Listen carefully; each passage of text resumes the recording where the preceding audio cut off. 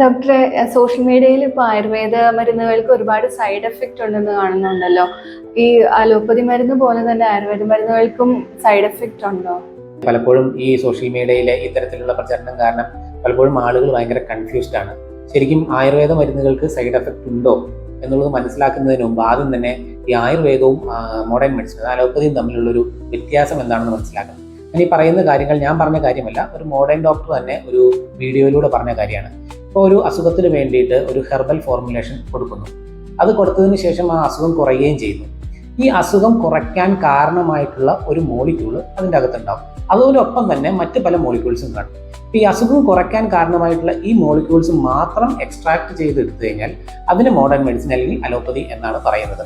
അതായത് ഒരു അസുഖത്തിന് ഒരു ഫോർമുലേഷൻസ് ആയിട്ട് ഉപയോഗിക്കുന്നത് ആയുർവേദവും, എന്നാൽ അതിൻ്റെ ഗുണം ചെയ്യുന്ന ആ ഒരു സിംഗിൾ മോളിക്യൂൾ മാത്രം എക്സ്ട്രാക്ട് ചെയ്തെടുക്കുന്നത് മോഡേൺ മെഡിസിൻ. അതിന് ഉദാഹരണമായി അദ്ദേഹം തന്നെ പറയുന്ന കാര്യമാണ്, ആയുർവേദത്തിൽ കുറേ വർഷങ്ങളായി ഉറക്കക്കുറവിനും അതുപോലെ തന്നെ സ്ട്രെസ്സിനും BP-ക്കൊക്കെ ഉപയോഗിച്ചുകൊണ്ടിരുന്ന മരുന്നാണ് സർപ്പഗന്ധി എന്ന് പറയുന്നത്.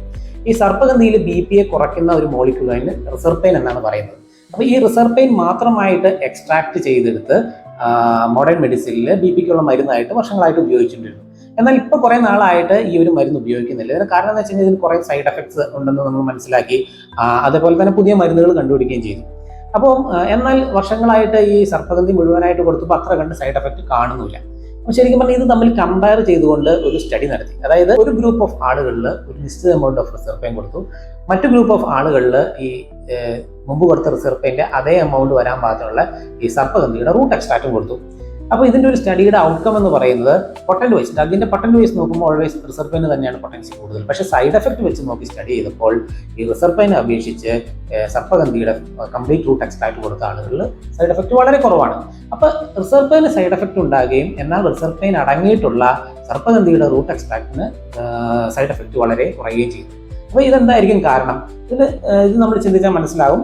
അതായത് ഈ റിസർപ്പൈന് ഉള്ള സൈഡ് എഫക്റ്റിനെ കുറയ്ക്കാൻ പാകത്തിന് അല്ലെങ്കിൽ അതിനെ റെഡ്യൂസ് ചെയ്യാൻ പാകത്തിന് എന്തോ ഒരു കണ്ടന്റ് ഈ കംപ്ലീറ്റ് റൂട്ട് എക്സ്ട്രാക്റ്റിലുണ്ട് എന്നുള്ളതാണ് മനസ്സിലാക്കുന്നത്. അപ്പം അത് തന്നെയാണ് ശരിക്കും ആയുർവേദത്തിൻ്റെ ഒരു ബ്യൂട്ടി എന്ന് പറയുന്നത്. അപ്പോൾ ആയുർവേദത്തിൽ സൈഡ് എഫക്റ്റ് ഉണ്ടോ എന്ന് ചോദിച്ചു കഴിഞ്ഞാൽ തീർച്ചയായിട്ടും ആയുർവേദ മരുന്നുകൾ പ്രവർത്തിക്കുന്നതിൻ്റെ ഫലമായിട്ട് ഒരുപക്ഷെ സൈഡ് എഫക്റ്റ് ഉണ്ടാകും. പക്ഷെ പലപ്പോഴും ആളുകളിൽ ഈ സൈഡ് എഫക്റ്റ് അത്ര പ്രശ്നമുണ്ടാകത്തിന് കാരണം ഈ സൈഡ് എഫക്റ്റിനെ കുറയ്ക്കുന്ന അല്ലെങ്കിൽ നണ്ണിഫൈ ചെയ്യുന്ന കോമ്പൗണ്ടും അല്ലെങ്കിൽ മോളിക്യൂൾസും അതിൻ്റെ ഒപ്പം ഉണ്ടാവും എന്നുള്ളതാണ്.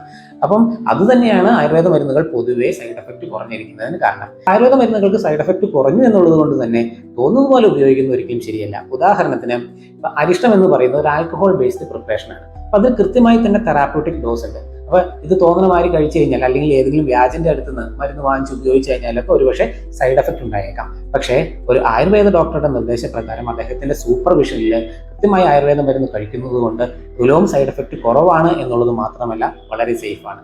അപ്പോൾ ഈ ഒരു ഇൻഫോർമേഷൻ നിങ്ങൾക്ക് ഉപകാരപ്പെട്ടെങ്കിൽ ആളുകളിലേക്ക് ഷെയർ ചെയ്യുക. വീഡിയോ ഇഷ്ടപ്പെട്ടെങ്കിൽ ലൈക്ക് ചെയ്യുക. മറ്റൊരു വീഡിയോയുമായി കാണാം.